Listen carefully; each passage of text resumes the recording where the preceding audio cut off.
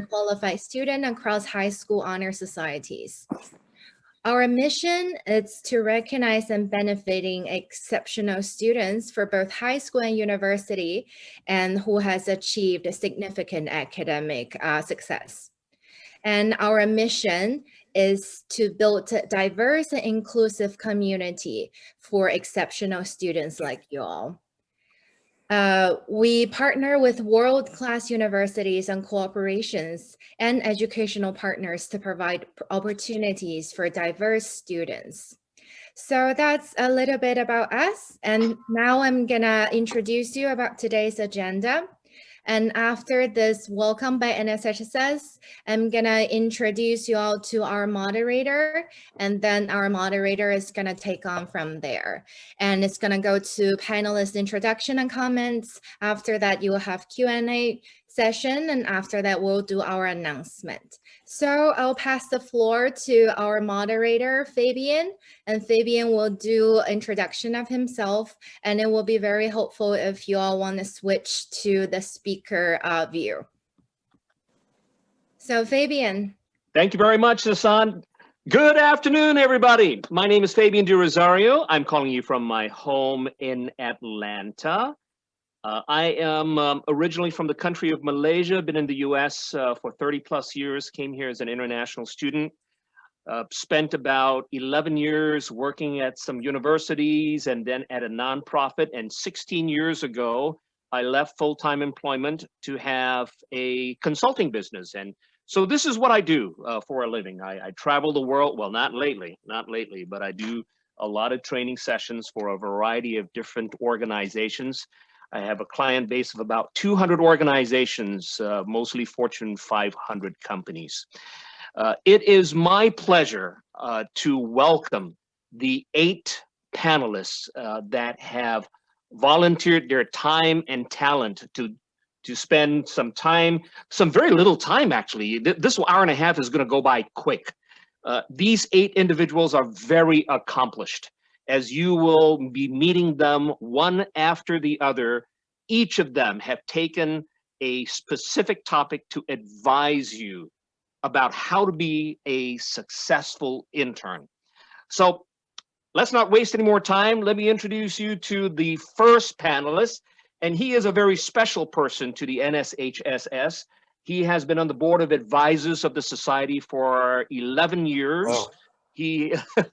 And it has been such a pleasure to work with Greg. Greg and I, we'll tell you more about the program that we've been working on. But let me tell you something before I pass this over to him for his brief introduction and his comments. In 2018, Harvard Business Review released their annual list of top 100 CEOs in the world. In 2018, Harvard Business Review. Greg Goff is on that list. Greg, over to you. Well, thank you. Hi, everyone, and thank you very much, Fabian. I'm sitting in San Antonio, Texas today, and so let me do a couple things. Let me just give you all a little bit more about my background, and then I'd like to talk about what we call the core. I'm going to focus today on purpose and values.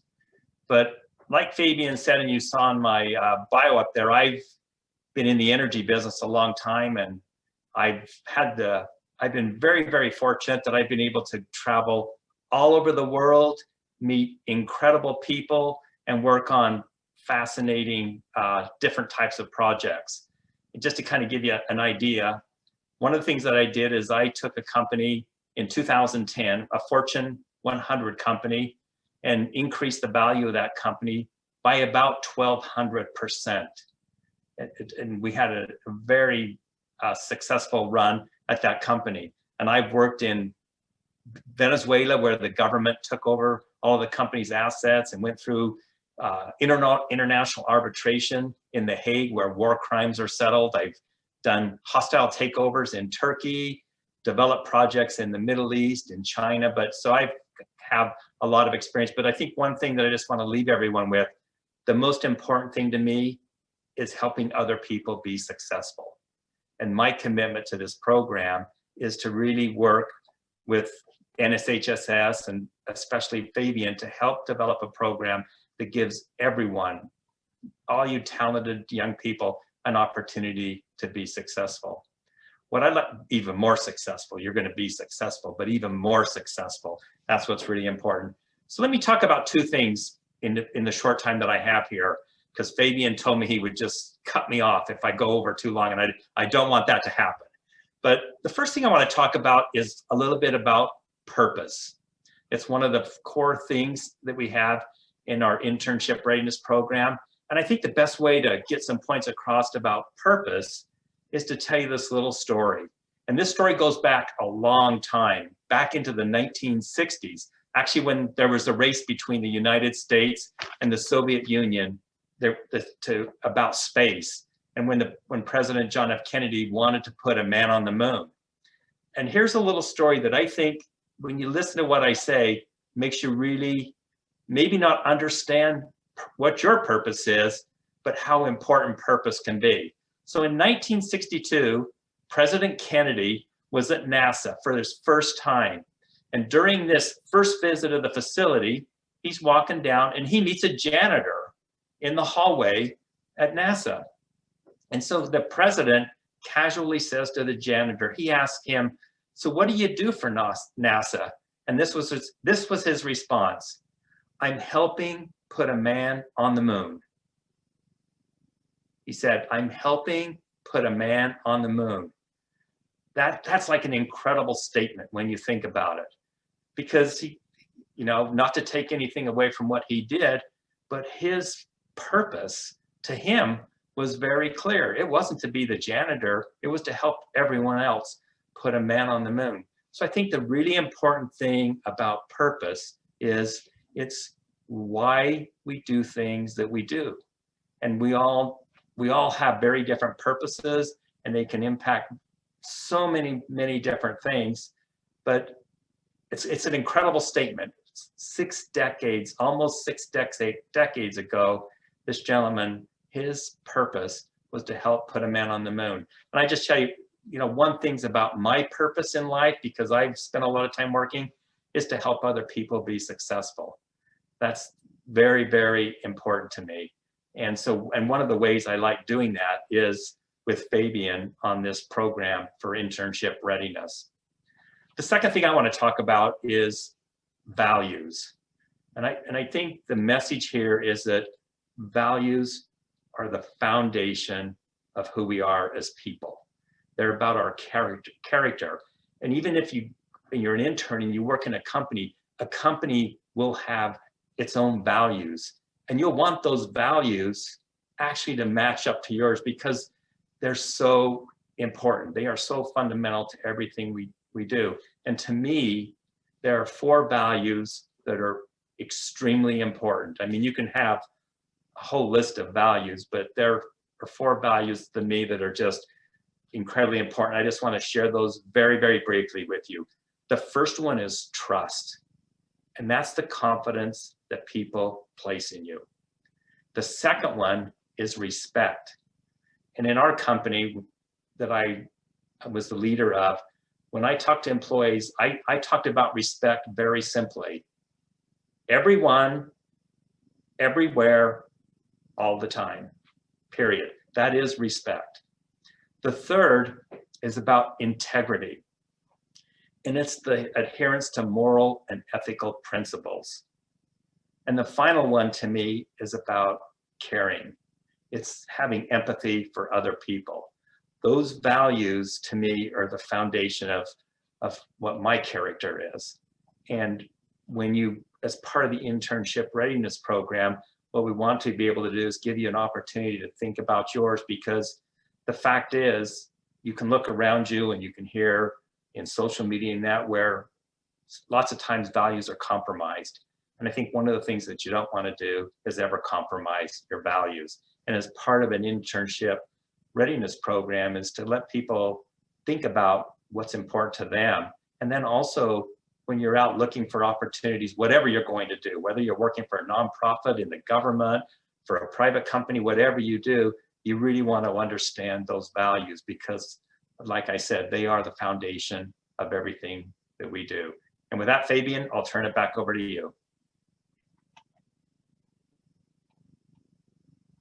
And you're on mute, Fabian. Thank you. You know, we've got a couple more minutes, Greg. I'd love for you to talk a little bit more about how your strong values, obviously you're very clear about them, you articulated them to us. How did those values drive so much of your success? I remember you sharing this with me on one of our calls.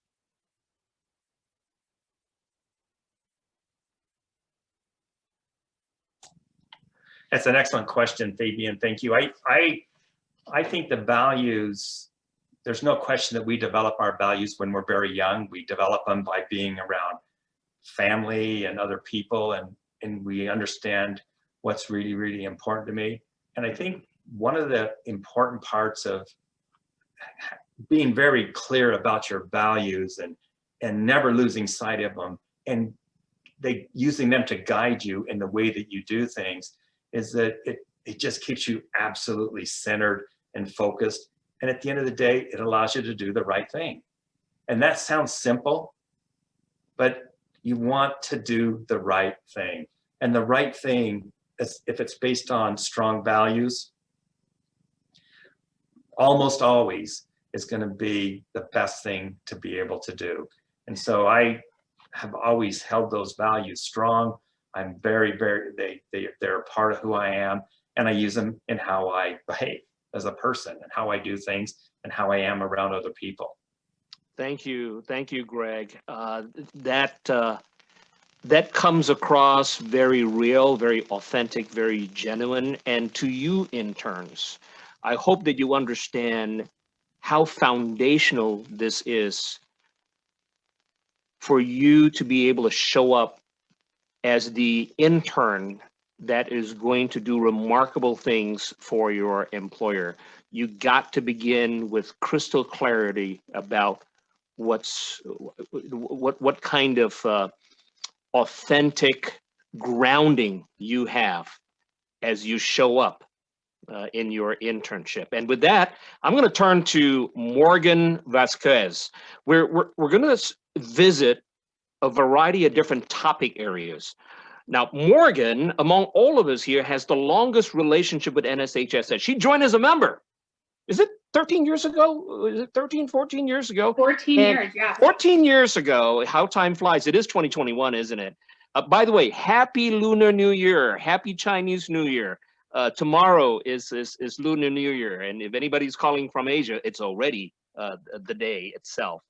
Morgan Vasquez, very accomplished. We are so proud for her accomplishments as an NSHSS member. Currently, she's with Walmart. She recently joined Walmart. In fact, she's on her way moving to Arkansas, actually. She's the head of early career talent acquisition and programs. And she's calling you from her home before she moves to Arkansas in New York City. Morgan, over to you. Thank you so much, Fabian. Really excited to be here today. As Fabian mentioned, I'm going on my 14th year with NSHSS and never would have guessed that my, I would say 14 years since I've been here have turned into this. I have met some of the greatest people in my life through NSHSS, whether it's personal relationships, professional relationships, students that I've hired at all of the firms that I've worked at to date. So you're part of a really great organization, and hopefully I'm living proof that you could be a lifetime member and really embrace that lifetime membership that is offered through NSHSS. So as Fabian mentioned, I currently lead all intern recruitment and programs at Walmart, the Fortune #1 company. And it has been fantastic to be here for the past 6 months and really having an opportunity to help shape and craft our internship practices for Walmart that hopefully will continue to be leading within the industry as well. I spent the past 11 years in financial services, both at JP Morgan Chase as well as BNY Mellon, in a HR capacity for the entire time, including running various campus programs. So both my day job, as you like to call it, as well as the extracurriculars are really targeted at students, really giving back to students and making sure that through programs like this, we have an opportunity to prepare you for your internship programs. So today I'm going to be talking a bit about ownership conviction. And I know in 4 minutes, there's a lot I can speak on around how can interns really demonstrate embracing this owner's mindset, and how can we make sure that during the 10-week internship which many companies offer, you really have the opportunity to excel and you have the opportunity to shine. 10 weeks is not a long time. I can tell you that firsthand. It goes by like that. And it's really a 10-week interview for you to get assessed about your fit for the company, but it's also a time for you to assess the company. So it's a really critical part when you're thinking about internships, when you're thinking about your future, that you spend the most time going in and preparing for what's going to happen over that 10-week period. So really think of it as 10 weeks that you're hitting the ground running, you're doing the work, but the months and even years leading up to the internship, you really want to make sure that you're set up for success. But now you get that internship, you land the job that you're looking forward to spending your intern with, and you really want to make sure you do a few things. There's 3 things that I'm going to talk about in the next few minutes that I would love for you to keep in mind as you're preparing to be a successful intern. The first is all about taking initiative. So this was actually a question that one of our attendees asked. It's really important to say, if I'm given this task, my manager wants to see me complete this, but what can I do to add value? As an intern, as a full-time employee, as a leader, it's all about making an impact. It's all about what value are you bringing to the table and how is the team better off because you're part of it. And that's really holds true for interns as well. We want to see, okay, we give you this task. How are you going to complete it? But how are you thinking about it differently? If we give you X task, how do you turn it into Y? How do you bring innovative ideas? One of the best parts of my job is connecting with students who have such different backgrounds, and they have varied degrees, they have different experiences, and they come in with a very creative, innovative mindset that's going to help propel our company forward. So when you're in your internship role, think about that. Think about how the project that you're doing can impact something else that your team is working on. Think about the idea that you can put forward that can help drive the business forward, and really make sure that you're coming to the table with the point of view. We always say we don't like any potted plants in our internship program. We really want people who have opinions, have thoughts, and are able to articulate them in the right way. In terms of articulation in the right way, we also want to make sure that you're thinking about asking questions. And in your internship, sometimes there's a misconception that when you come in on day 1 as an intern, you should know everything. That is not true. There is no expectation for you to know anything, let alone everything that you're going to be working on. So it's important to ask questions. It's important to ask the right questions. Don't ask questions just for the sake of asking questions, but make sure you really take time to do your research, come prepared, think about what questions you're asking certain people. Are you asking your boss a question that you can ask another intern? Are you asking your mentor a question rather than going to your boss? Think about those questions and who the right people are to get your questions answered. And then the third piece, when I think about this owner's mindset, is really important, and it's probably the most simple one out of all of them. It's really about having a positive attitude and having that energy that people are really attracted to. I can tell you, when I look across the intern cohort, it's those individuals that come in ready to work hard. Your internship is not going to be a walk in the park. It's going to be quite intensive in many cases. And it's really that positive attitude that makes all the difference. We think about working long hours, working hard situations, particularly in the human resources field. We know that sometimes we come across complex areas, and that's with any field, but particularly when you think about your internship program, we want someone who says, you know what, I'm going to come in with a positive attitude. I'm going to contribute positively. You don't have to come in over eager or over positive, because we know everyone will have their bad days, or not everything will always be perfect. Projects that you're working on could definitely have some speed bumps, but that positive energy and acting like an owner, that you have people behind you that are going to help move it forward, is really important. So think about taking initiative, bring forward your innovative, creative ideas. You all have them. That's why you're part of NSHSS. Ask questions, but most importantly, ask the right questions. And last but not least, keep that positive attitude. Thank you, Morgan. Wow, salient advice over that 5 minutes. Let me now turn to Ruby Rosiali from the Vanguard Group. Ruby is the senior manager of corporate leadership programs. So you can just imagine she has a lot of interaction in helping to develop talent at the Vanguard Group, which is a global company. She's going to talk with you about critical thinking and how that is important to have as an intern. Ruby. Thank you, Fabian. And hello, everyone. My name is Ruby Rossioli, and as Fabian mentioned, I work for Vanguard. Our headquarters is located near Philadelphia, Pennsylvania. A little bit about myself first is I was born and raised in the Northeast, so near Philadelphia. I have an extensive family, of which many cousins I like to call siblings. I love to travel, I love to eat, and when I have time, which I don't always have time, because I have two daughters who are 7 and 6, but I like to read, I like to paint, and one day soon I will get to hang out with my friends again, which I love to do as well. And I'm sure we're all missing a little bit of right now. So as Fabian mentioned, I was asked to talk a little bit about critical thinking. Critical thinking defined is the ability to reflectively and independently think about a topic in order to make thoughtful decisions. In addition, I think by focusing on root cause issues, critical thinking helps us avoid future problems. So that being said, I'm going to hopefully share some helpful nuggets in the short amount of time we have together. And I welcome questions, and please connect with me on LinkedIn if you have any follow-up questions as well on this topic. But when I think about critical thinking, problem-solving process is what comes to mind. And as I walk through the process to solve a problem, the very first step in that process is to define the problem statement. So how do you define a problem statement, right? You have to know your goal and your destination. If you don't know where you're going, you will get lost along the way. You're going to lose efficiencies, time.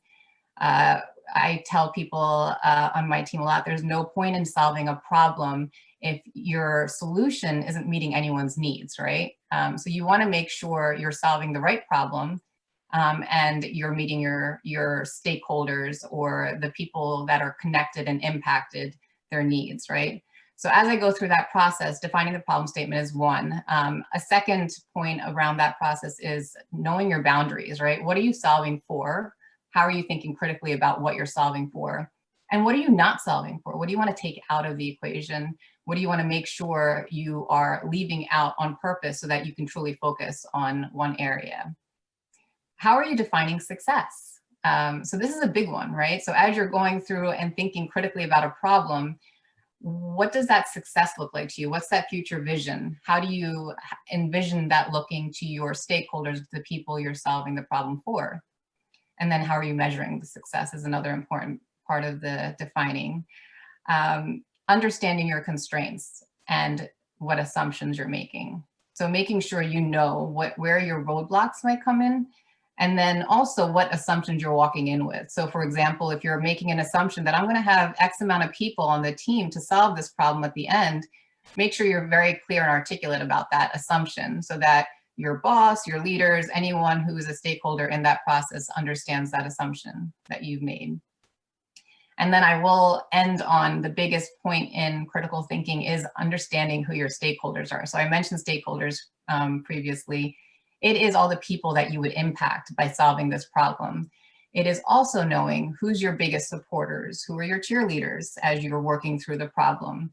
It's knowing who you're going to positively impact as well as negatively impact. So you also want to know on the back end, who's going to be negatively impacted by this and who might be naysayers for the problem as you're working through it, and identifying them and influencing them quickly in that process. So I'll just reiterate, the problem statement is such a huge component of critical thinking. I use this daily in my day-to-day work at Vanguard, in that when I'm talking with colleagues, peers, my team, and we're like swirling around an issue, I always tend to bring myself back. I'm like, wait, what's the problem we're solving for? What exactly are we solving for before we continue to go down this path? So I shared a little bit about problem solving and critical thinking in that lens. I wanted to also talk a little bit about mindset and what mindset is important as you're thinking about the critical thinking journey. So some qualities that I find to be valuable as you're going through this is being curious, right? You have to be curious. You have to ask questions, ask a ton of questions, ask why questions a lot. Debate respectfully. So that right there, right? Like being able to debate respectfully will get you to other perspectives and will get you there in a very relationship oriented way, so that you are making relationships as well as learning other perspectives and knowing that you don't come with all the answers, right? Other people have different points of view and you want to learn from them. Being humble, that's another great quality to have as you're going into solving a problem and thinking critically. And then welcoming constructive feedback and being grateful for receiving it. That's huge in our space especially, but I think in every space when you're solving a problem, being open to that feedback. If I have a couple more minutes, I'm going to add in just knowing the audience here. One more minute. All right. Just knowing the audience here and hopefully talking to exactly what point in time you're at right now. When you're thinking critically, how do you want to think about that as you're building your resume right now, right? Like that's what I think everyone at this point in time is doing, is building a resume. How do you take a volunteer opportunity? How do you take a job that you got? Maybe it's not an internship, formal internship. How do you take an opportunity, a project, an initiative, anything, and think about how you're building in critical thinking into that as a quality so that you can put it on your resume eventually, right? So really it comes back to what Morgan was saying about adding value, is how do you take something that you're given and make it even better, right? So you're meeting expectations, but you're also exceeding because you're asking why and what else can I do to provide more value. Right there in that moment and how you're thinking through that, that's critical thinking and that's how you stand out. Oh, what wonderful advice. Thank you so much, Ruby. Thank you so much. Define the problem in the very beginning. Lots of great notes to take from there, interns. Tony Betton is next, calling from his home in Fort Wayne, Indiana. Tony Betton Jr. He is also a NSHSS member. We are so glad to be following his success. He is currently the news anchor and reporter for ABC 21 WPTA TV. Tony, you're going to talk to us about something you know a lot about. Yes. Communication. That's right. That is right, Fabian. Hello, everyone. Thank you, first of all, for having me on. I am NSHSS proud. And as a former member, ambassador, got to shout out Morgan, basically like my sister, was able to meet her through NSHSS. And I haven't been in nearly as long as her. I'm probably going on my 10th year as being a part of NSHSS. But I'm a lifetime member, and I take full advantage of that. So just want to say that. Look, Fabian, I'm the same way. Please let me know when my time is dwindling down, but I'm going to get through as much as I can get through. Everyone, I was a part of NSHSS going in as a member and then as an intern, worked out of the Atlanta-based office and was able to do so many different things, travel to some of my places, different places for the first time, be able to really be a part of planning different events, working and working in the call center and speaking to a lot of different members and parents and sponsors, everything like that. So to be able to, talk about communication is extremely important. You guys, I'm gonna tell you something. I say this not to brag, but to be, proud and to let you know that it is possible. When I was in, by the time I got out of college, I had 8 internships. And to be able, I had 8 internships and they were kind of all over the place. One of them was one of my favorite internships, Good Morning America. I got to be a production assistant. I also interned with 2 TV stations in Atlanta, a radio station, Ryan Seacrest Studios radio station, the King Center. I was a producer for another show, Boys and Girls Club. And to be able to be a part of all of those places, I learned so much. I was able to take away so many different things with communication. So I'm going to give you guys 3 kind of categories, and that's kind of going to be able to break it down in the quickest way possible. The first form of communication I'm going to break down is the boring administrative stuff. Things that, you know, it's kind of like you kind of have to do, you may not want to do, but it's extremely important when it comes to communication. This falls under emails, text messages, phone calls, if you're working at the front desk, or it might be if you are texting, depending on your internship, you might have the relationship where you text or call your boss. Emails, that involves with different people who works within your business, within where you are. And then also really journaling your experience. I had a class where it was an internship course. I was able to get credit. And one of the assignments was journaling and keeping a knowledge of what my experience was like. This way I was able to remember afterwards what were the special projects that I worked on in detail. What was a day where I had an experience where maybe I met someone? What was a day where I felt embarrassed? What was a day where I had to run and get coffee? I'm able to keep up with these different things so that way at the end of my experience, I'm able to communicate to others, what did I do? What projects did I work on? How did I feel this day? What were some ups and some downs? So that's kind of the boring administrative stuff that we have to do, but is extremely important. The next category is you asking yourself, who are you? Going into the internship, you know, communicating, okay, who am I? Yes, you might be a little bit nervous. You might have that nervous energy that will communicate. You might have that, you know, I'm not too sure, you know, you get lost in going in the wrong door, or you might, you know, get that parking lot. But all those experiences, those are the, exactly, Fabian, those are the experiences where you end up meeting the boss in the elevator, right? Or those are the experiences where you're in the parking lot and next thing you know, you see another intern, you know, taking those moments and identifying, who am I? What are my goals? What are my visions while I'm here? Because those are the things that you'll want to communicate to people like Greg or Ruby or Morgan when you enter the building, because they're going to be looking at who's the new intern, or they might not be looking at who's the new intern, but we're going to get to that in a moment. As you're thinking about who you are, that's where you're also gathering that elevator pitch, right? So when you do meet individuals, you're able to communicate who you are. Now, for those of you who may be saying, well, I don't have an elevator pitch. I don't really know what to have in it. Look, if you're just a student and you haven't had an internship yet, pitch yourself as a student. Hey, I'm so-and-so, I'm a junior at so-and-so high school, and this is what I'm looking to do. These are what my visions are, what my goals are. As a high school student, getting into your first or second internship, they understand that you're an intern. They know that you're looking to develop. So don't worry about trying to pitch your whole resume in your elevator pitch. Use what you have. Also speak to people with confidence. When you go in, you know, it was different internships where I would just go and just knock on the door and say, hey, I'm so-and-so, is there an assignment that I could work on? Hey, is there something that I could participate in? That communicates to your supervisors and the people that are around. He wants to be engaged. He's asking for assignments and different things to work on. So real quick, we've covered the boring administration stuff. We've covered who are you. Lastly, this is where we get lit. This category is called Get Lit. This is where you're able to just have fun, be you.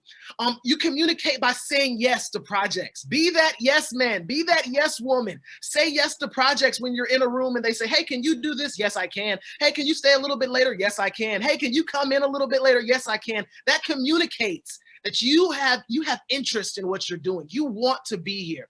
Pitch ideas. There were times where I was sitting in Good Morning America like, okay, I'm the intern, and I wouldn't pitch an idea. And then 2 minutes later, another producer pitches that same idea. That would have communicated that I had those ideas. I wasn't afraid to take those chances. Being able to ask questions. Someone else spoke on this. I'm sure someone else will say, ask questions. That shows that you're engaged. 1 minute, got you. That shows that you're engaged. That shows that you want to know what's going on. That shows that you're curious. You don't feel like you know everything. That's communication. Being able to reach out, like I said, going knocking on a door maybe, or maybe if that's not appropriate, depending on the office, maybe send an email. Hey, I just wanted to introduce myself. Is there a project that I can work on? Hey, I've seen that someone else is working on this. May I assist them? Hey, may I be able to, join in on that project? Use LinkedIn. Communicate on LinkedIn. For those who aren't familiar with it, I'm telling you, hop on the platform. When you're just, an intern and you just send a LinkedIn request, they might say, oh, I remember that person in the hallway. Oh, yeah, I'll have coffee with you. I remember seeing that intern. Look, it's business as usual in the workplace, right? You're just an intern trying to fit in. You're just an intern trying to find where can I get in where you fit in, because everything else is going to continue. Lastly, think of that exit strategy. That communication doesn't end just because your internship ends. What's that communication strategy? Every time I had an internship and I would leave, I built relationships. I felt comfortable enough. That's my alarm.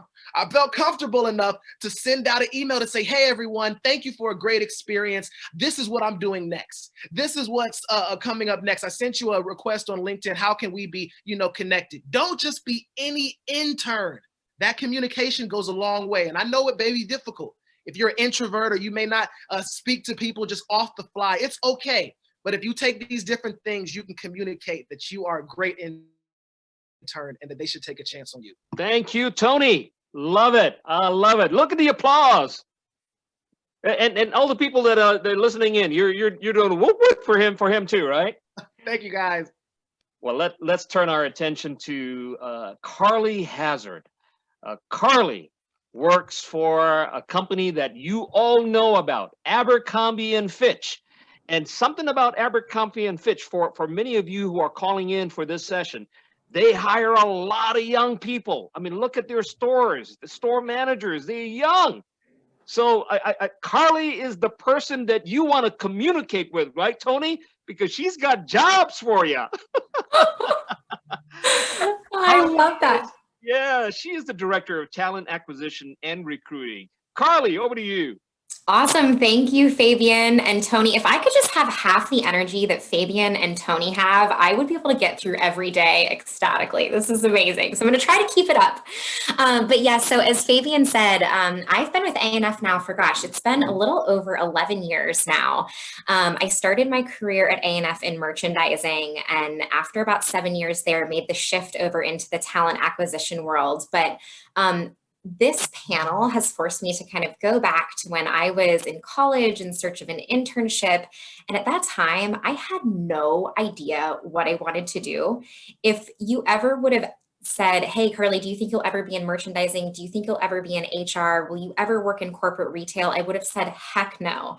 And the way that I found my current job and the career that I've had was through an internship. So just know that if you're sitting there and you're like, I have no idea what I want to do, you are doing the absolute right thing by getting yourself involved, try something out, trying an internship, and who knows, maybe 11 years later, it will turn into a career for you like it has for me. So don't feel like you need to have it all figured out at the moment. It's all going to unfold the way that it's supposed to. So I have the pleasure today of chatting with all of you about presence. At A&F, we call this show up. So how are you bringing your best self to work every day? Tony talked a lot about the communication side of showing up.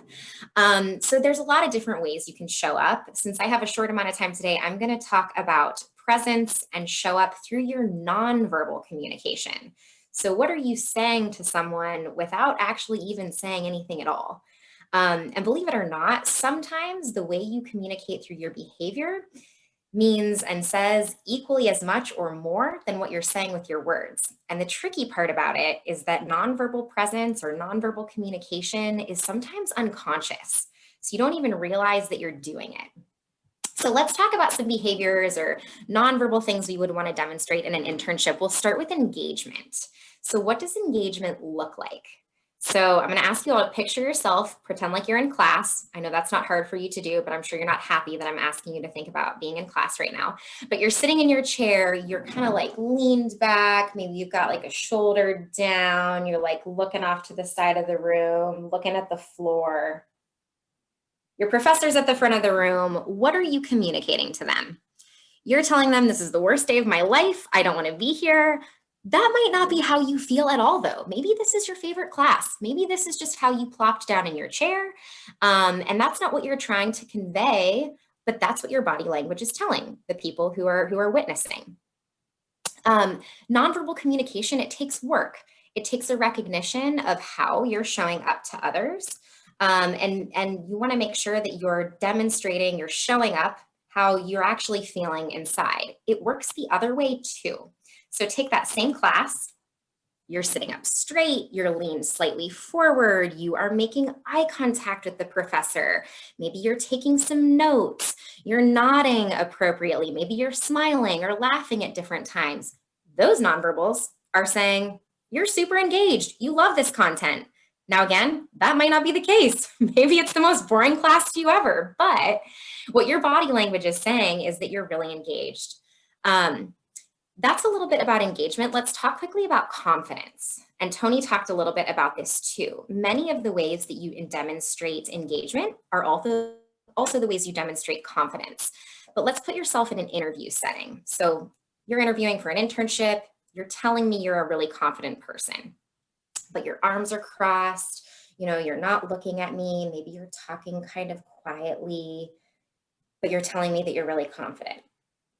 That's not necessarily showing me the kind of confidence that I would want to see. Maybe you uncross your arms, sit up straight. If you're someone who has kind of a softer voice, you may need to force yourself to like raise it a little bit. Not suggesting that you yell, but you want to think about what kind of presence are you bringing.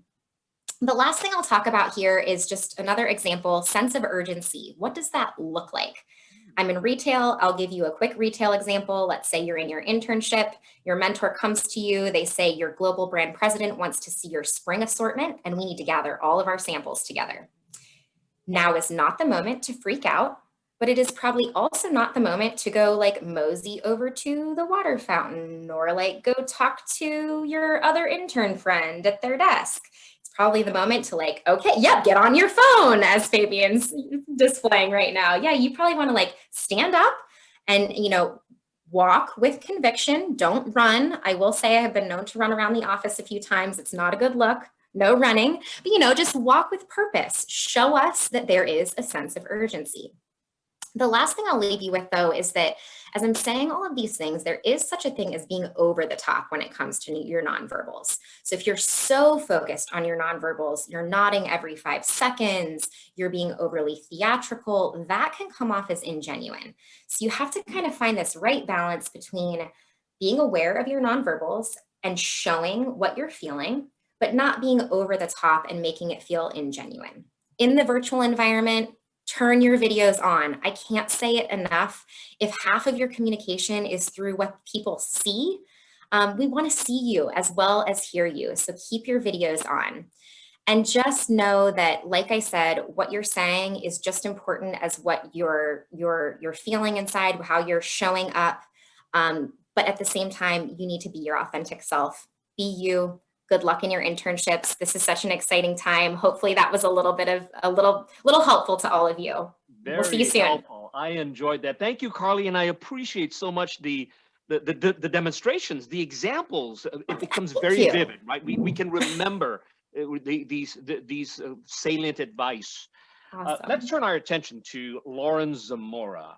I had heard about Lauren about 3 years ago, because Kimberly-Clark is one of my clients, and I remember they wrote an email, her boss wrote an email to me and said, we've got this amazing intern. Well, fast forward to 2 years later, here she is.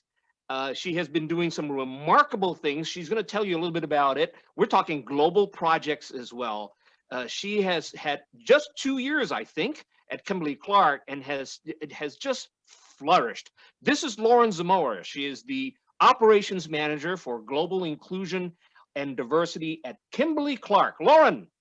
Awesome. Thank you so much, Fabian. It's great to be here. For those of you who don't know, who may have seen the Super Bowl commercial, Huggies is a brand of Kimberly-Clark's. So a lot of times when I'm talking to people, they may not know, but Huggies, Kleenex, that's us, headquartered in Irving, Texas.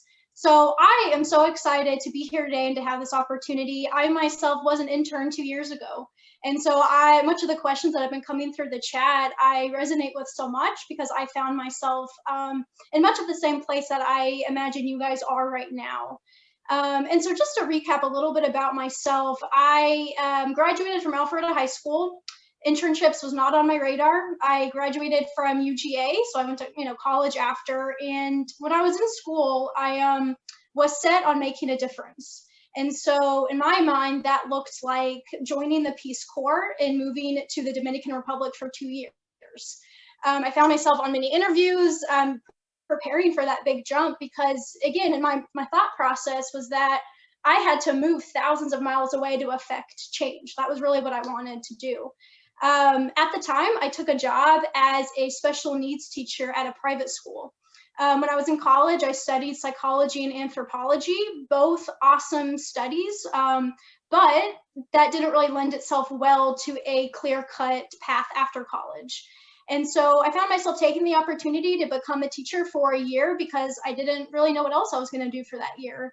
And really that year taught me so much. I had so much hands-on experience, and I say all that to say I didn't have something in my lap, and kind of like the other panelists have shared, just really being open to different career opportunities when they come, being passionate and having energy about something that you may not know anything about. After that year came, I had the opportunity to internship with Kimberly Clark, and it was for the inclusion and diversity team. And at the time, I had no idea what that meant. Similar to what Carly was saying, I never saw myself in corporate America. I wanted to live on concrete floors. I wanted to take cold showers. I really just wanted to experience it all. And so when I made that shift, it opened my eyes to this whole world of opportunities in the corporate space. And it really allowed me to be in a vehicle that could affect change over the globe. And I finally realized in that moment that I may not have had experience in this yet, but I had a mentor tell me, you know, what you lack for in experience, you make up for in passion. And so that really became my guiding light was, hey, I'm going to be passionate about what I'm working on, and I'm going to let that show, and that will compensate for perhaps I don't have 10 years in this field, but I'm passionate about the items that I'm working on. And so a few career inflection opportunities or points that I want to recap that's going to back us up into the topic of inclusion that I know we've all heard so much. Is that I want to start with your personal brand. And I know Greg opened up the panel talking about values. I know we've talked about communication. When we think about our brand and we think about our elevator pitch and really who are you? It's kind of daunting because when you're a high school student or college student, it's like, I don't know what I want to do. I don't know what my purpose is. And the secret is, or the funny thing is that nobody really does. I mean, you can reinvent yourself at 20 years old, at 30 years old, at 50, you can make a new change. And so I like to just remind myself of that. And instead of focusing on the what, focusing on the who. So when you think about your brand, there's 3 C's that I want you to keep in mind. The first one is clarity. So who are you and who are you not? Consistency across all communication vehicles. Of course, if you present yourself one way on LinkedIn, you don't want that to necessarily be completely different than how you show up on Twitter. And then constancy, so being visible to target audiences. And so when we think about that, that looks like so many different things. If you're going to be a mathematician and an astronomer, of course, your brand's going to change. But I think the guiding light and the foundation through all of that absolutely can be inclusion. And that is so exciting and so powerful because inclusion can unlock so many different ways of thinking and working on a specific team. Something that I was introduced to when I joined Kimberly Clark was thinking styles. And having studied psychology and anthropology, I loved the concept of like, what's my thinking style? And so I do want to share in the chat just the link to that quiz you can take. There's all these different kinds of thinking styles. I'm the dreamer. So I'm always kind of far in the future thinking of what can be, what could. But then sometimes my colleagues or the analyzers have to bring me back down to reality and say, okay, how are we actually going to execute and tackle this vision that you have? And so I think once you start working on teams and it's really your career at that point, the case for inclusion is not only because it's the right thing to do, but because of how much you can accomplish as a team. You can spend so much time in your office behind the computer doing all of the work and putting in all of the hours, but if you don't have the communication, like Tony was saying, right? And like Ruby was talking about your problem statement, if you don't understand who your stakeholders are, all of that work is almost for nothing because you're not going to affect change. Communications and relationships is so pivotal in everything you do. And when I was younger in high school, running was my passion.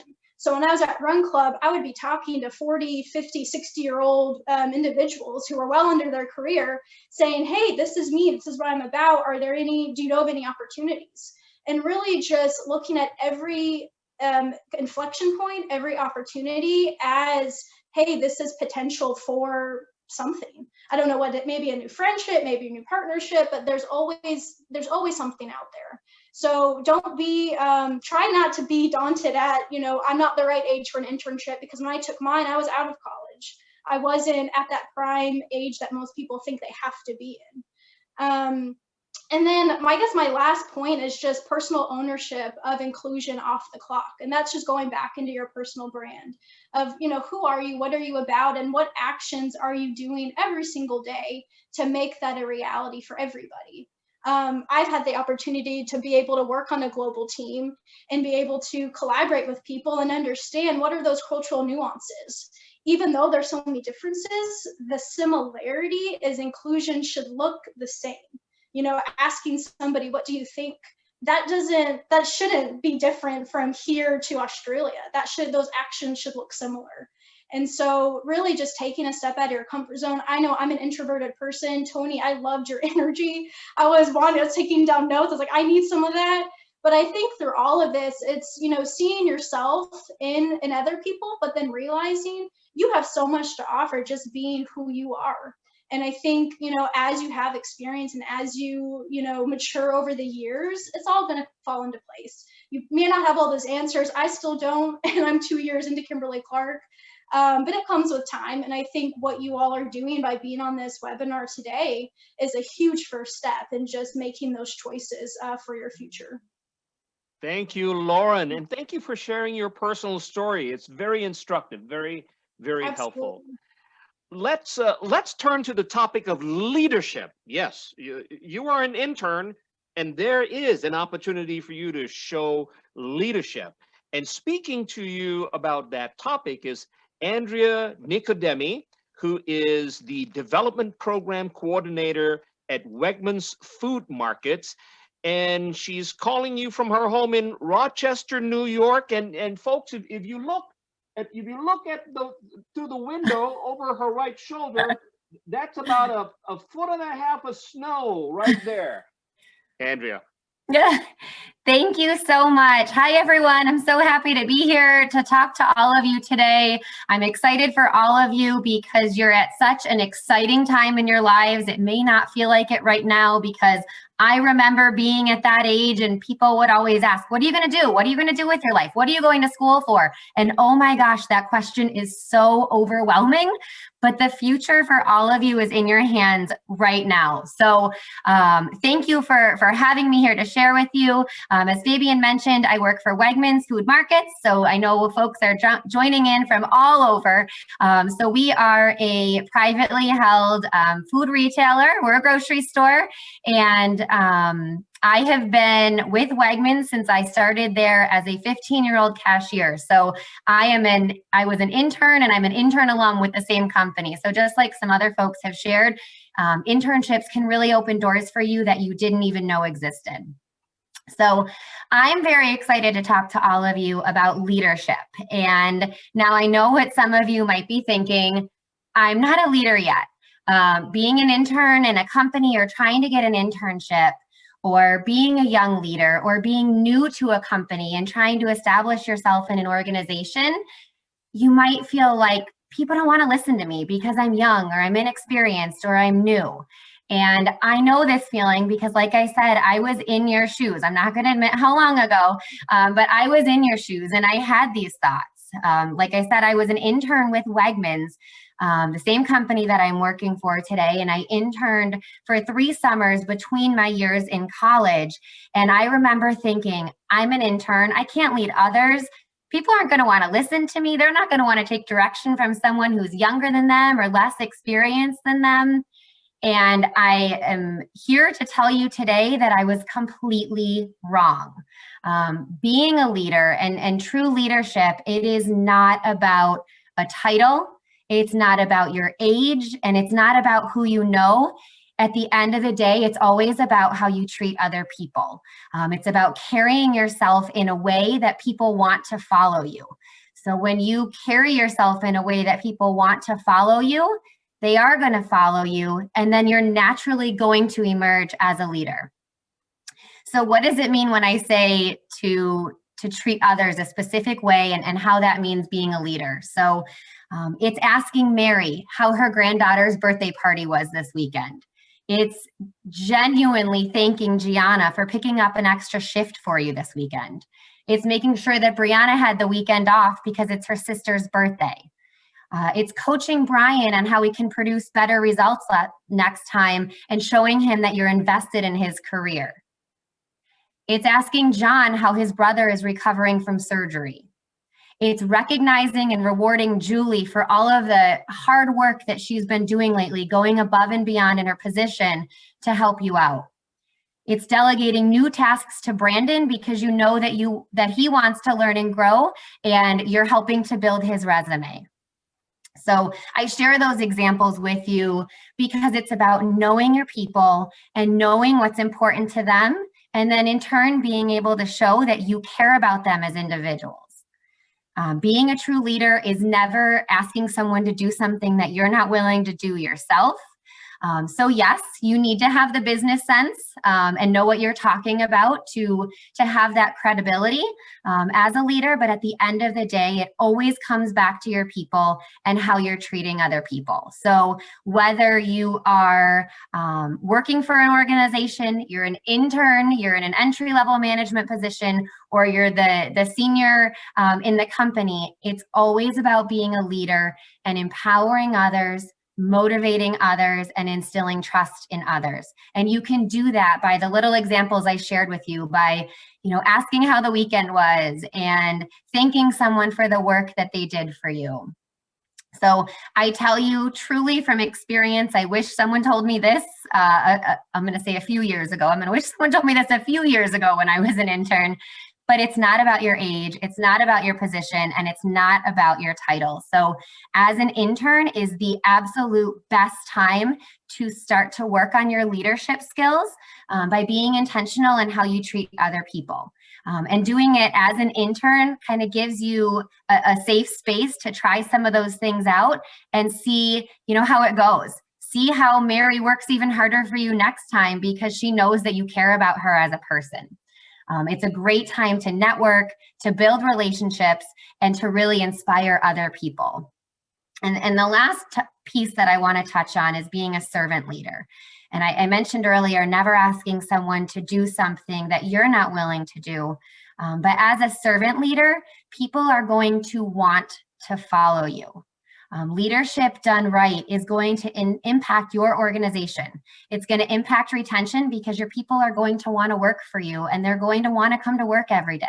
They're going to feel valued and appreciated, and they'll want to work harder for you. So I know what I'm talking about is some soft skills, but there's a huge business impact to being a true leader. So yes, the day will come beyond your internships that you have the title of leader or manager or director or whatever that position is in your specific line of work. But working towards your leadership skills now is going to put you in a position where you can do anything in your career that you want because people are going to be happy to work with you and to work for you. And it all comes back to what Greg said earlier about values, trust, listening, caring, integrity. When you can lay your head on your pillow at the end of the day and know that you made a difference and you took care of the people around you, regardless of what your title is, you are a true leader. So I hope that all of you, take it in yourselves to be a leader, starting at this very moment, because you all have it in you to do it. And good luck in your future internships. Thank you so much. Thank you, Andrea. Wonderful advice. Let's turn our attention now to our last panelist, and we will have time to address some of the questions. Jackie Costello is a senior talent acquisition specialist for Cox Talent Acquisition. The Cox Enterprise is a media giant that is based right here in Atlanta. I'm in Atlanta. Several of us on this call are in Atlanta. Jackie, thank you so much for joining us in this program. And you're going to talk about the power of relationships. And several of the panelists have already mentioned how important that is. Jackie, over to you. Great, thank you so much. Well, welcome, and I am so excited to be here today. As Vivian mentioned, my name is Jackie Costello, and I am a senior technical recruiter with Cox Enterprises. I have been with the company now for a little over 6 years, which time has flown during that time. But my career has spanned a lot of different things, quite honestly. I started off working as a college recruiter. That was my first job out of college. I would go around to high schools and recruit students to go to actually my alma mater. And then after some time, I went back and got my master's degree, and I went into the world of hospitality and retail for a long time. And then I decided to move back into recruiting, and I've been there ever since. So I am from Florida, born and raised, and then I moved to Atlanta about 16 years ago. So I went from an orange to a peach. I always say that coming to Cox was the best decision I ever made. I specifically support technology type positions. So anything dealing with IT, engineering, anything like that. So around the areas of internships, building relationships, how does all of that work together? Wanted to tell you just a quick little story. When I was in college, I did do an internship. I was actually a dancer throughout my whole life. I was a ballet dancer. And I had no idea what I wanted to do with my life at all. I came from a family where I had a brother and sister that knew exactly what they wanted, and they have accomplished that throughout their lives. And me, on the other hand, couldn't tell you. And so I decided to do an internship at a ballet company. Made the most sense to me. It's what would work. While I will say that I did not really find my career there, I did find what I didn't like and what I didn't really enjoy doing. I was doing something that was around the areas of marketing and PR, and I thought I really liked that. But throughout a lot of communication with the person I was reporting to and learning more about the role and then learning more about the areas that I would work with, I discovered through a lot of relationship building that it really wasn't the fit for me. And I actually gravitated more towards the HR side than anything. And that's where I kind of found my niche very early on. It didn't actually ring in my head until several years later, but it was introduced to me at a young age. And so wanted to tell you that quick little story, because you never know how you're going to get these little nuggets of treasures throughout your life. And you really just kind of have to hold on to them and really pay attention to them. So some things when you are in internship and some ways to build relationships. One, attitude is everything. You want people to notice you in any way possible. You want to come in early, maybe stay a few minutes late, have a positive attitude. What else can I do before I go? Is there anything else you need before I go? Find ways that make you stand out. If you see something that is maybe ineffective or inefficient, go to maybe that individual and have a conversation with them. Another thing I would like to say is use the internship for the opportunity that it gives you, which is networking. Networking is so important these days.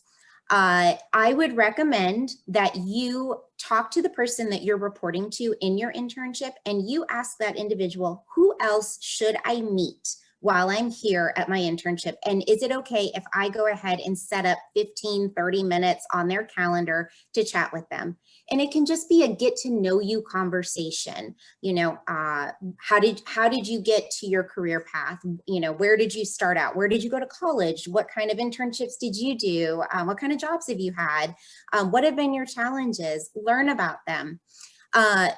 If you feel uncomfortable, maybe asking someone for a meeting, maybe ask your leader to potentially introduce you to that person and kind of maybe do it in small steps. For example, I had an intern that I worked very closely with at Cox. He was going to school at Kennesaw State, and he wanted to maximize his internship as much as possible. And he said to me, he came to me one day and he said, these are all the people that I think I need to connect with. It's those touches that create the relationship building that you need. Those touches are so, so, so important. It helps you remain top of mind with a lot of people that you need to remain top of mind with. I think I am out of time. I could keep going forever, but I'm gonna leave you with this one quote. Sometimes you have to start out unknown and you have to finish unforgettable. And that is a quote by Missy Copeland, who is the first African-American ballet dancer or principal ballet dancer with the American Ballet Theater. And I think it's very, very true. Wonderful quote. Thank you so much, Jackie. Thank you to all the panelists. Great comments. My gosh, there is so much to talk about. Here's my first question that I want to pose to you. Kind of a two-part question. There's been several people that have asked, how do I find an internship? How do I look for one? And can I, as a high school student, also apply for an internship? Who like to take? Let's hear from a couple of you that may have. Go ahead, Tony. So this is my suggestion on that. One, I recommend going to the careers tabs page for the website that you're interested in applying to. Some may have it, some may not, but if you go to that careers tabs page, you're at least able to find if there's a recruiter, or you're able to find the connection if they have internships, but normally that's where it would be. I also recommend that if you are in high school and if you see that in your industry, most of the opportunities are for college students only or for seniors, reach out anyway. Build the relationship. That's, in my opinion, that's one of the most important things, is building the relationship. If you message them or email them or DM them, whatever, again, the proper form of communication is for that company or that person, and just reach out and say, hi, I'm a high school student. I'm looking to job shadow. I haven't been able, I see you don't have internship qualifications for us yet, but try to job shadow. Then that way, when you are able to apply, you've already built the relationship. They're looking forward to you. That's that forward thinking. So that's my best suggestion on that. And then also LinkedIn, hop on LinkedIn. The internships are also posted on LinkedIn? I believe, yeah, you can definitely, just how there are job postings, you can definitely find those different things on LinkedIn. Is there a website that students can go to where they can shop for, I'm using the word shop, for a variety of internships? Do employers subscribe to any kind of job sites that you know of? Or do they have to decide where they want to work and then go to those career sites? I might be able to help with this one a little bit, Fabian. Usually, if your university career services center will have a platform that they use. I think somebody mentioned it in the chat. Handshake is one of them. Some use Simplicity. They all often use different platforms, but employers who are looking for college talent, interns, they almost always post their jobs there. So that's a good place for sort of like a one-stop shop. If you want to go and see like what a lot of different employers are posting, that's a great place to start. Of course, not all employers are maybe posting at every school. So LinkedIn, company career sites are also a great place to go as well. I think like the two kind of work best when done hand in hand. And also the NSHSS has a career site. And so you can also look in there. And I noticed Daniel Baker, one of the attendees today, said there's loads of internships on LinkedIn. So thank you for that. And real quick, Fabian, I just want to add, there's a website, it's like a college version of LinkedIn. It's called Handshake. If you go through your creative services department, not your creative services, your college services department, looking for jobs, career services, then most likely Handshake, they're familiar with that. So how about choosing the internship? Because I see a couple of people asking questions that, can I pursue an internship of which that is not my major? Or maybe it's not a passion of mine. I think about, Jackie's and Lauren's stories where the internships help to provide clarity. What are your thoughts? What's your advice around that? Anybody? Yeah, Ruby. Yeah, I can share a little bit. The example that I'm going to use is actually personal. My background was economics in undergrad, and I did an internship with a marketing manager, so no marketing background whatsoever. The skills that they were looking for were skills not related to the technical aspects of marketing. So I think the answer is absolutely yes. Even at Vanguard, when we look at our general leadership program, we take majors from all over, all different majors. And we're really looking for certain skill sets like project management, leadership skills, critical thinking. Those are pretty broad when it goes across majors when you think about that. So absolutely. And just to piggyback off that, Ruby, I think the most important piece is really to think about, why do you want that internship, right? So Ruby touched on transferable skills.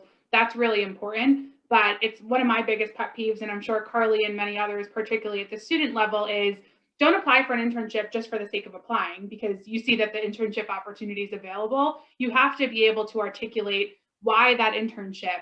What are you looking to get out of it? We're not saying that's what you need to do for the next 25 years, but what can you offer and what can we offer you to help develop that? So knowing the answer to why you're applying for that internship outside of you need a job, because we all know that's a very real realization right now, and also why that company is important. So when you're thinking about applying to certain companies, I'm telling you 9 times out of 10, we will ask that question. Why the company you're interviewing with, why this opportunity, and you really want to have substantial answers as opposed to just hitting the surface level, because that's when the passion comes out. That's when the strategic thinking comes out, when you say, hey, I know I'm not very technical, but this role is going to give me a skill set that's going to be important when I want to be a marketing manager. So really tying it all together will be just as important. So have a clear purpose around why you're taking that internship. And would it be okay if they have different types of internships, that they decide to do a few, but they have a good reason for it, that they stitch together in some way? Would you say? Okay. Absolutely. I think the more well-rounded you can be, for sure. Now, how many internships is too many? Tony cannot answer that question. What's your advice? How much time, how much commitment should a student? I think all students should take an internship. That's for sure. The experience, and then the possibility of getting a job there. What have you seen? What would you advise? So I would say, and then I'd love to hear others, I would say there's no limit, right? Like Mean Girls, the limit does not exist.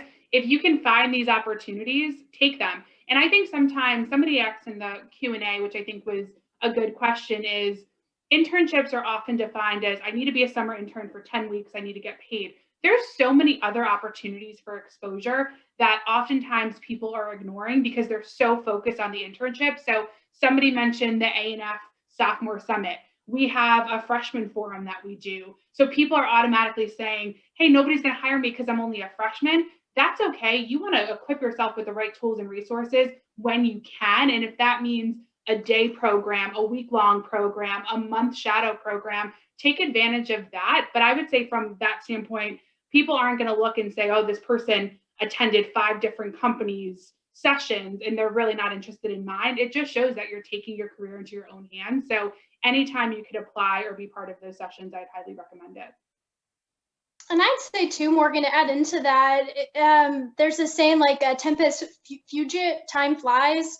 So I think really harnessing where you're at and the time that you have, because I think the older you get, even when you're young in your career, like me, I'm two years into full time, it looks different. So when you're starting in your career, if you're jumping between 6 different jobs, full-time jobs, within the first 2 years to an employer, that kind of raises some questions. You know, why are you moving around so much? But when you are younger and you have the opportunity to tack on all these different internships, that tells a different story. That shows that you are interested and you're really taking advantage of the time that you have to explore and to have that experience. What advice would you offer students that are balancing an internship? And maybe it's not a paid internship, so they got to have a part-time job, and they're taking a couple of classes to fit it all in. That's a lot on their plate. Any advice on how to manage all of that? I do, Fabian. I always at some point had 1 or 2 things, 3 things going on. I think that one, it kind of all goes back to that communication. You know, communicating with your intern supervisor. Hey, you know, I do have school. Hey, I have a full-time job. Then that way they're able to work with you. It might be a longer shift day of this day and you can still get your hours, or it might be, you know, you're just able to work it out. And I think that, you know, impresses them as well and say, okay, he's multitasking. He has a lot of things on his plate or her plate, but he's communicating it. He's, you know, trying to work with us. But also, you know, if you don't have the time, you know, don't make the commitment. Like kind of like Morgan said, you know, they're looking for people who initially they can hire. afterwards. Initially, they can go to the next step and hire. So you balancing that is showing them how you deal with it, how you deal with multiple things, multiple assignments. And then real quick, Fabian, I wanted to jump back to the having internships in different type of categories. I had an internship in production, some in film, some in nonprofit. Again, like Ruby said, it's really about those skills. It's about honing in how you use those computer skills, how you use those verbal, those nonverbal skills. You know, Greg, I'm sure he wants people in his office who can just hold themselves accordingly. You know, that's a skill that's important. So, you know, even though your major may not fit, if they're saying open to all majors, apply anyway. Don't let that stop you. Thank you. And I think just kind of touching on what you said, Tony, around the communication. So one thing I wish somebody would have told me when I was in the intern program is, even though I'm just an intern, that's what interns think, which you're not. You're an intern, you have things to bring to the table, and you're a full-fledged member of that team. It's okay to set boundaries. And I'll give you a quick story that really, I think, shaped my perspective on it. I had a meeting with a very senior executive when I was an intern. And this was like my first exposure to this individual who was one of the most senior people in HR. And the meeting was supposed to be at 9:30 on a Friday. And in the business world, things happen, and the meeting got pushed back to 5:30 that Friday. Well, my cousin, who I'm super, super close with, she's 11 years younger than me, was having a dance recital. And it was really, really important for me to be there.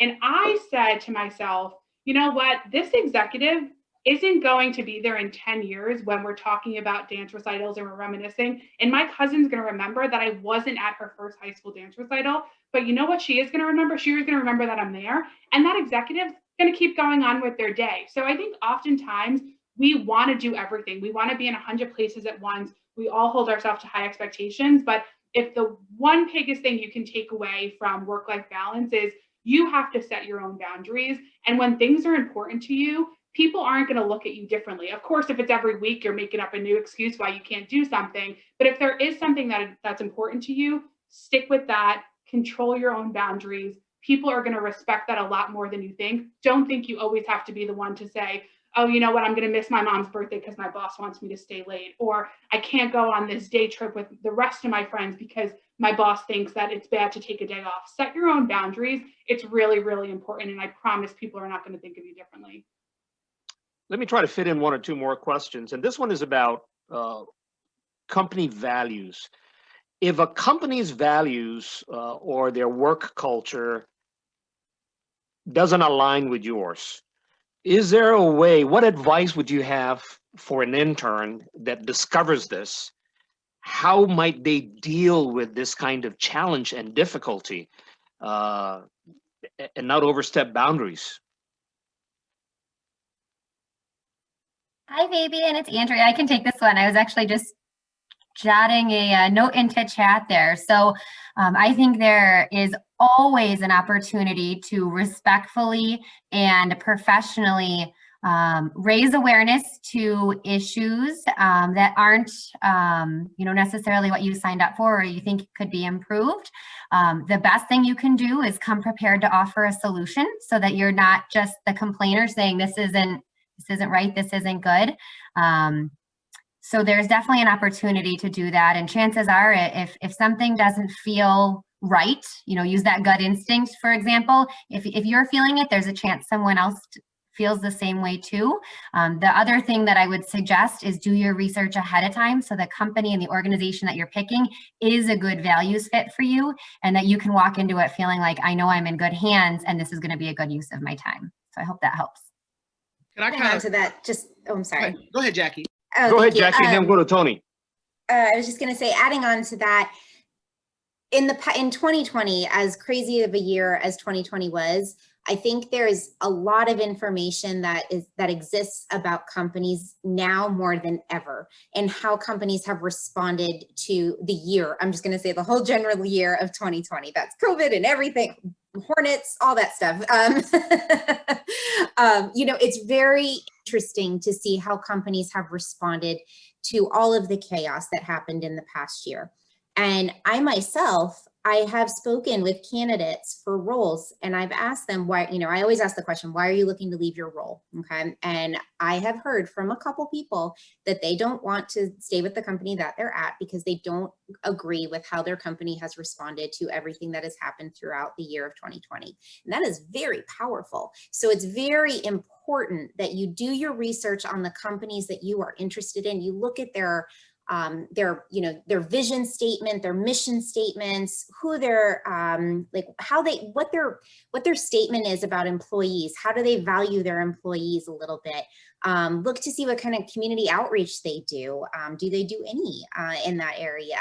All of that is super important. If you're into technology, look to see like what technologies they're investing in, because no matter what you do, sometimes, you do your due diligence and you get there and you realize it's not what it seems. But for the most part, I think you can do your due diligence and try to avoid that as much as possible. And by doing your research, you will most times figure that out ahead of time.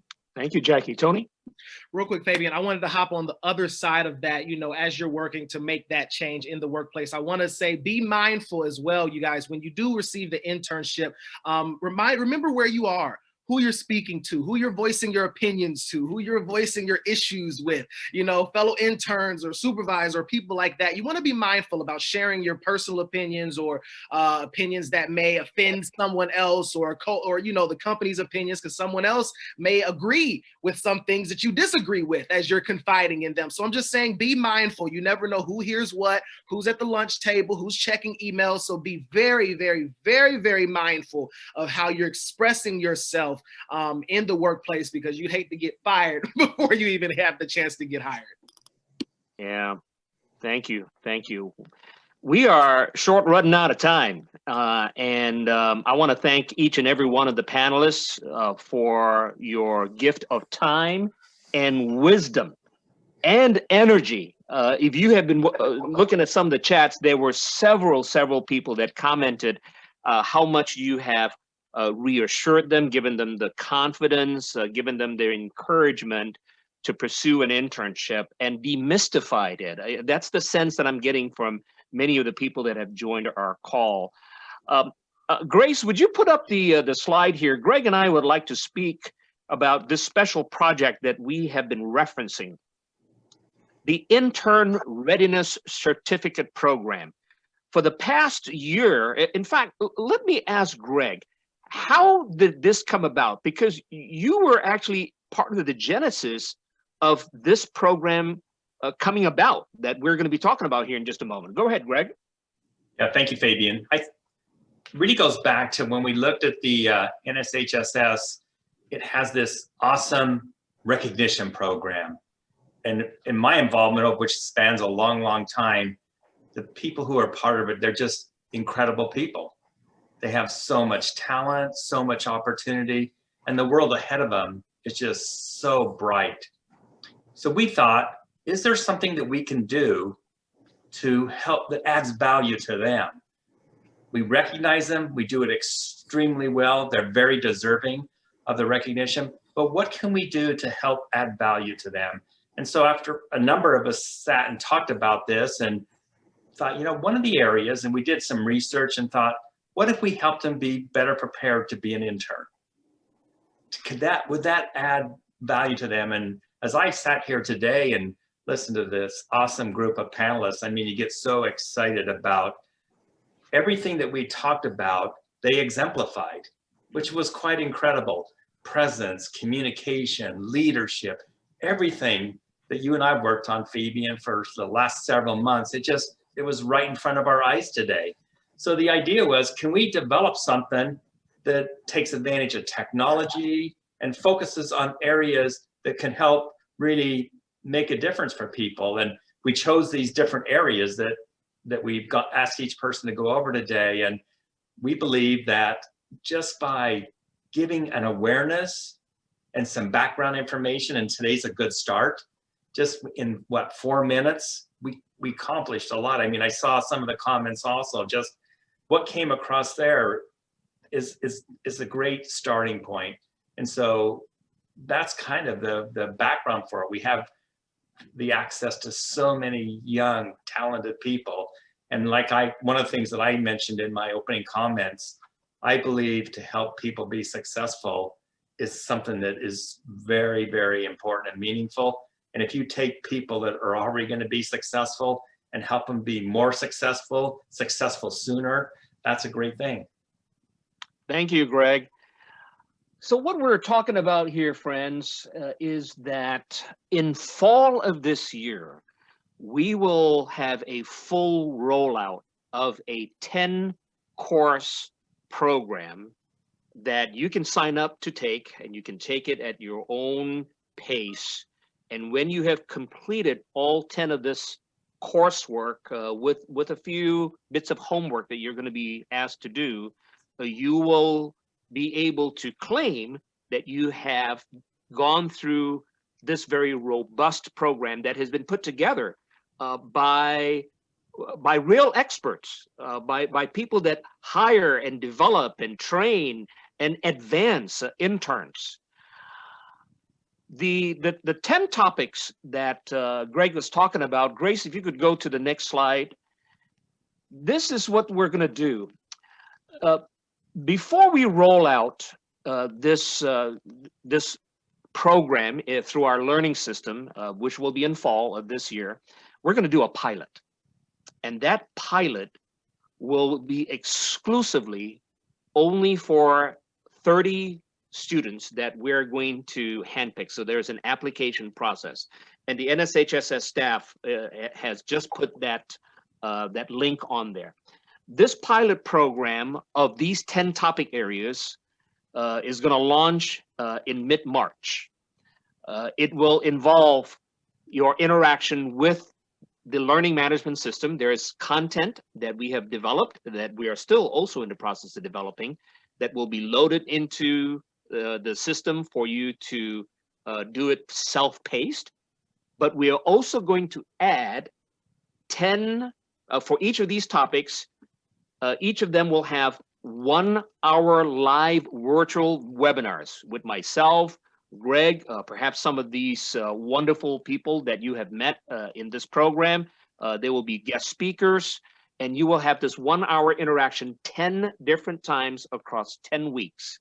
As I said, this is a pilot, so it's going to be limited only to one class as we continue to fine-tune the content for the large-scale rollout of this program using the e-learning platform that we already have in place. So that's our plan. You can read more about it on the link that is provided to you by the staff in the chat. And with that, I want to thank all of you for listening in this program. For those of you who are watching the recording, well done. That means you are committed to being successful as an intern. I want to thank the panelists. Many of you have been friends, and now I have some new friends for some of you that I've met for the first time. I truly appreciate this professional relationship and friendship that we have with this common drive, with this common purpose of helping young people. And by the way, not all interns are young people. For all interns to be successful, I pass this program now to Susan to close.